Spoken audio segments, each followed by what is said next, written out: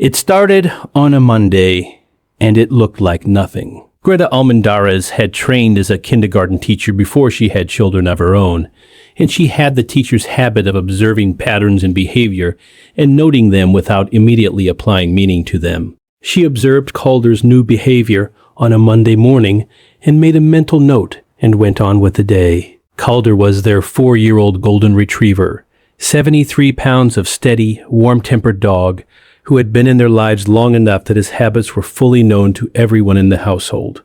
He ate at 7. He napped at 11. He greeted Rodrigo at the door when he came home from work with the consistency of a timepiece. He slept against the left side of their bed. He did not, as a matter of established practice, position himself under the high chair during breakfast.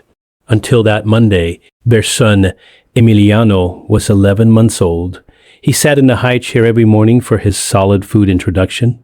Banana, soft-cooked vegetables, the small, careful portions of a child learning to eat. The high chair had a footrest that no one ever cleaned as thoroughly as they intended to, a tray with a repeating pattern of small blue stars, and a drop zone radius of approximately 14 inches that Calder had learned to respect because they had asked him to. On that Monday, he sat directly beneath the footrest and looked up. Not at the food, not at the tray, at Emiliano's face. Greta said his name and pointed to his bed. He went. He came back 4 minutes later. He sat under the high chair. He looked at Emiliano. She moved him twice more. He came back twice more. By the end of breakfast, she had decided it was a phase and moved on. The phase did not end. 30 mornings, every breakfast. The same position, the same orientation, body under the footrest, head tilted up, eyes on Emiliano's face. Not on the food, not on the floor beneath the tray where things fell, on the baby's face. Rodrigo noticed it on day 5 and said it was cute. By day 12, he agreed with Greta that it was consistent enough to be strange. By day 20, he was the one logging it, because Greta had the teacher's patience, and he had the engineer's need to document. Their log by day 20 read like a case study in something they could not yet name. 39 observations, 0 exceptions, behavior duration from first sit to end of meal, 0 interest in food dropped from the tray. Not once did he eat anything that fell. An 11-month-old drops things constantly. Calder sat in the drop zone every morning for 30 days and did not eat a single piece of banana from the floor. If you stay for stories about what animals sense before we do, you are in the right place. Subscribe so you don't miss the next one. On day 31, Calder was not under the high chair. He was in the living room on his bed. He had eaten at 7. He had moved through his normal morning routine. When Greta put Emiliano in the high chair and turned to get the food, Calder was not there. She looked for him. He was in the living room, awake, watching her with a calm that was different from the previous 30 days. She stood in the kitchen with a banana in her hand for a moment. She didn't call Rodrigo. She called the pediatrician. She described what she was calling about in the careful language of someone who knows how they will sound. 30 days of unusual behavior from their dog, fixed on the baby's face during eating. And now, on day 31, the behavior had stopped without explanation. She said she didn't know why she was calling. She said she thought it might be nothing. The nurse scheduled a same-day appointment because Greta sounded the way she sounded, and the nurse had been doing this long enough to know what that sound meant.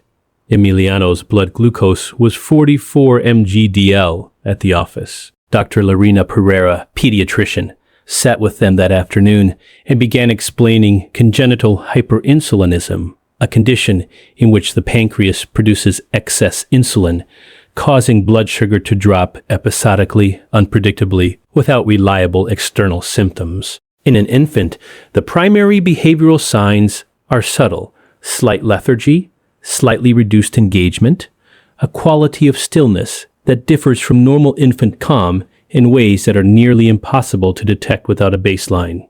Calder had a baseline. He had 30 mornings of Emiliano's face during breakfast. He had 30 mornings of reading the chemical signature of that face, the specific volatile compounds in exhaled breath that shift with glucose levels. the cortisol changes that accompany a body working to compensate for excess insulin, the pattern of a child whose blood chemistry was not stable. He had been sitting under the high chair to read a number that no device in that house was measuring. On day 31, the number had moved into a range that produced different compounds. It had worsened. He wasn't watching Emiliano because Emiliano was interesting. He was watching Emiliano because what he was reading in the air around Emiliano had been changing every day, and on day 31, it had changed enough that he needed Greta to go to the phone. Has your dog ever done something that made no sense until it was the only thing that made sense? Tell us in the comments. These stories deserve to be heard. Dr. Pereira said, the fact that your dog's behavior changed on the same day his glucose was critical is not a coincidence. She said it with the precision of someone who does not use that sentence lightly. She said, bring him in any time his behavior changes around your son. She said it about the dog. Emiliano was admitted for glucose management and underwent genetic testing that confirmed the diagnosis. He was started on medication. A continuous glucose monitor was placed on his arm at 4 months of age. Small, oval, transmitting to Rodrigo's phone and Greta's phone with the insistence of a system that does not sleep. They brought him home on a Thursday. Calder met them at the door. He sniffed Emiliano's face. For 3 seconds, he exhaled. He went to his bed. Every guardian deserves to be recognized, even the ones who never asked for anything in return. If stories like this matter to you, subscribe so you never miss the next one. He didn't go back to the high chair the next morning or the morning after. His breakfast routine returned to its established form. Eat at 7, nap at 11, greet Rodrigo at the door. The thing he had been reading every morning for 30 days was now being read by a monitor on Emiliano's arm that alarmed at thresholds and sent numbers to 2 phones. The number was stable now. He already knew. Greta watched him sleep one evening, that first week home, that ordinary dog shape against the living room floor, entirely relaxed, entirely at rest. She thought about 30 mornings. She thought about 30 mornings of sitting under a high chair and looking at a baby's face and reading something that no one in the house had a way to read, that was not visible, that produced no alarm.